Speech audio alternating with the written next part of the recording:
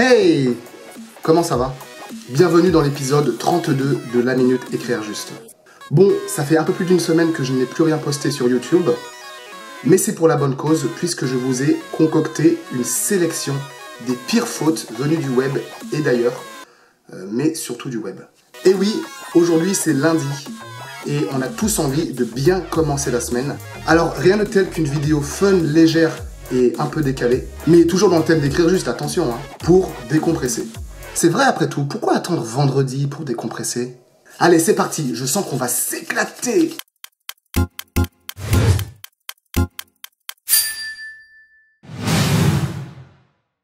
On commence par une jolie pépite footballistique qui nous vient tout droit du quotidien gratuit 20 minutes. Dans un gros titre en plus, hein, en police 176, bien en gras, tu vois, pour bien que la faute soit immanquable. Alors je lis, la Ligue des Champions s'éloigne pour l'OL et l'OM. Alors là, évidemment, il faut accorder s'éloigne avec la Ligue des Champions, hein, qui est le sujet de la phrase. Mais visiblement, l'auteur a été troublé par tous ces pluriels. Hein. Il a vu l'OL plus l'OM, il a lu champion, un pluriel également. Mais lorsqu'on sait bien identifier le sujet dans la phrase, on n'a aucun souci à accorder. Donc aucune excuse, monsieur le rédacteur. On trouve également de belles fautes en surfant sur Twitter. Et quand ça touche les hommes politiques, eh bien, c'est encore plus marrant. Éric Ciotti a vraisemblablement un problème avec les terminaisons en E, ER, EZ. Je vous lis son tweet. Vous avez changé d'avis sur la déchéance de nationalité. Vous avez changé E accent aigu, évidemment. Nicolas Sarkozy, quant à lui, a fait tout aussi bien. Même type d'erreur. Mais là, attention, l'incidence est autrement plus importante puisque cette petite faute dans le tweet change carrément le sens de la phrase, en invitant ses followers à voter pour le parti adverse, tout simplement. Bon, cela dit, on ne sait pas qui est chargé d'écrire les tweets de l'ancien président de la République. Ce n'est sûrement pas lui. Et qu'on soit bien d'accord, il n'est nullement question d'incitation politique dans les vidéos de La Minute Écrire Juste. La mission d'Écrire Juste est plutôt de cibler les fautes, quelles qu'elles soient, quelle qu'en soit la couleur, quelle qu'en soit l'origine, et de faire en sorte que le niveau de français en France et dans la francophonie s'élève. YouTube maintenant. YouTube est un véritable vivier à fautes d'orthographe. D'ailleurs, j'en ai fait une.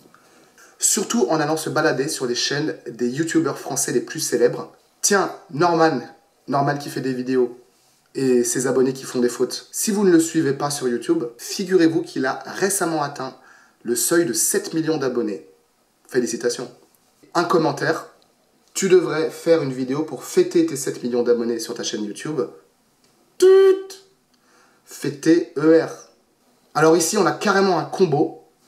Le mec fait l'exact inverse de ce qu'il faut écrire. Je vous lis la phrase. Jeu joueur du grenier, ça commence bien, était obligé de passer dans la vidéo sur les jeux rétro. Et toi, tu n'étais pas obligé de faire autant de fautes. Voilà, je vous laisse corriger la faute vous-même. C'est le B à bas. Super, j'ai trop kiffé. Nous non plus. Alors là, mais no comments, j'ai juste envie de dire... C'est trop injuste. Allez, une dernière sur YouTube. Lorsqu'il dit... Ils servent à quoi tous tes boutons? Tiens, je vais prendre l'accent, c'est mieux. Je parie que les adolescents boutonneux se sont sentis visés. Je me trompe? Bah écoute, je ne sais pas si tu te trompes sur les ados boutonneux, mais tu t'es bien trompé sur le verbe senti, qu'il fallait écrire senti IS à la fin. Et oui, ils sont plusieurs les adolescents. Mais ne te sens pas visé, hein. De toute façon, comme vous le voyez, j'ai volontairement flouté tous les noms et pseudos sur YouTube, comme ça, c'est mieux comme ça. Allons faire un tour du côté des journaux en ligne maintenant. Tiens, le Figaro, dans un article sur le problème des fautes d'orthographe dans le monde du travail en plus. Alors là, t'as pas intérêt à faire de fautes quand tu rédiges un article là-dessus. Et pourtant, je lis, la plupart des candidats ont l'impression d'être vigilants. Et Figaro, tu l'as été, toi, vigilant? Non, tu n'as pas été vigilant puisque tu as oublié le S. Et oui, les candidats, comme les ados boutonneux, sont plusieurs, donc il faut accorder. Là, on est d'accord, c'est un peu l'arroseur arrosé, quoi.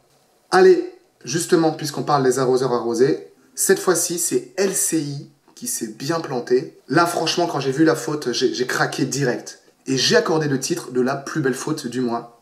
Champion. L'article en question relève des fautes d'orthographe présentes dans un manuel scolaire de français, chose qui ne devrait pas exister, soit. Pour autant, le retour du tuyau d'arrosage à la fin du paragraphe a bien frappé avec un exceptionnel combo que je vais vous lire. Une bourde qui faisait les choux gras d'Internet et qui a poussé l'éditeur de livres scolaires à présenter ses excuses.